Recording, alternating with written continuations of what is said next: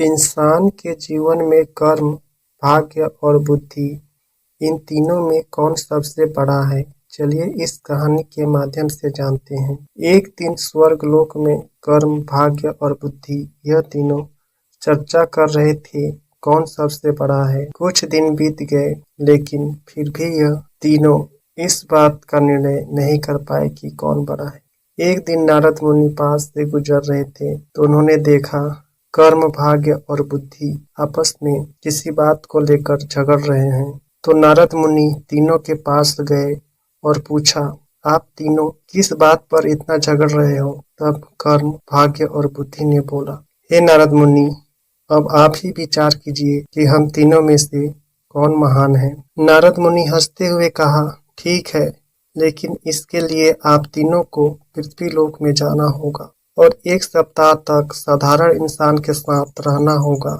आप तीनों में से जिसके प्रभाव से उस इंसान का भला होगा उसी को महान घोषित किया जाएगा। यह सुनकर तीनों पृथ्वी लोक में जाने के लिए राजी हो गए। जब तीनों पृथ्वी लोक में आए तो उन्होंने जंगल में एक गरीब इंसान को पेड़ काटते हुए देखा। उन तीनों को लगा यही सही इंसान है जिसके शरीर में प्रवेश कर कर हम अपनी महानता सिद्ध कर सकते हैं। कर्म, भाग्य और बुद्धि आपस में बातें करके यह निर्णय लिया कि वे 1 सप्ताह करके इस इंसान के शरीर में रहेंगे और जिसके प्रभाव से इस इंसान का भला होगा उसे ही महान माना जाएगा। कर्म बोला, सबसे पहले मैं जाऊंगा और उस इंसान का भला करूंगा। कर्म उस इंसान में प्रवेश करते ही उसका कर्म क्षमता दुगुना हो गया और वो प्रतिदिन जितना लकड़ी काटता था उससे ज्यादा काटने लगा। यह देखकर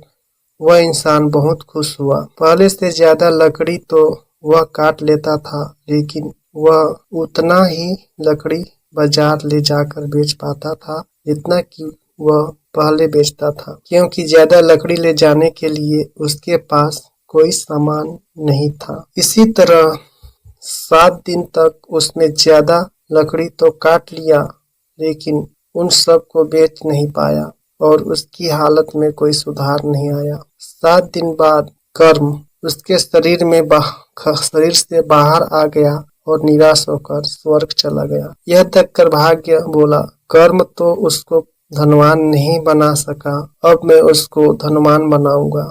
यह कहकर भाग्य उस गरीब इंसान के शरीर में प्रवेश कर लिया। भाग्य के शरीर में प्रवेश करने के कुछ देर बाद जंगल में उस गरीब इंसान को बहुत सारा धन मिला। उस धन को पाकर वह खुशी से झूमने लगा। धन को कैसे संभाल कर रखते हैं और कैसे सही जगह पर उपयोग करते हैं, इसका ज्ञान उसको नहीं था और उसने सारा धन खर्च कर दिया। 7 दिन बाद भाग्य भी वापस उसका साथ छोड़ दिया और निराश होकर स्वर्ग चला गया। बुद्धि ने भाग्य से कहा, देखना मैं कैसे इसको धनवान बनाता हूँ। बुद्धि उस इंसान के मस्तिष्क में प्रवेश करते ही उसको ज्ञान की प्राप्ति हुई।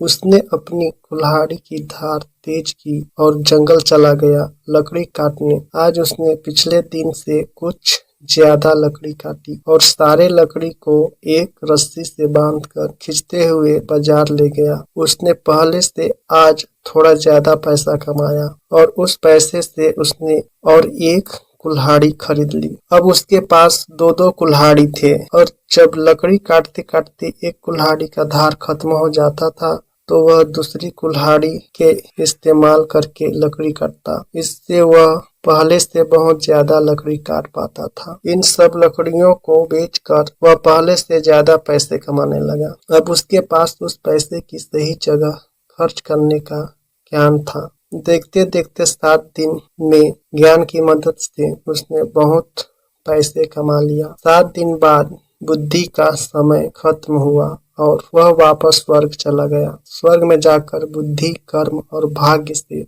बात कर ही रहा था, उसी समय नारद मुनि उनके पास आए और पूछा, आप लोग धरती पर गए थे क्या? तब कर्म, बुद्धि और भाग्य नारद मुनि से कहते हैं, जी हाँ, हम लोग धरती पर गए थे और साथ ही कर्म और भाग्य नारद मुनि से कहते हैं, हे नारद मुनि, बुद्धि ही महान है, क्योंकि जहाँ बुद्धि होती है वहाँ कर्म और भाग्य अपने आप ही चला आता है। इसलिए बुद्धि को महान कहा गया है।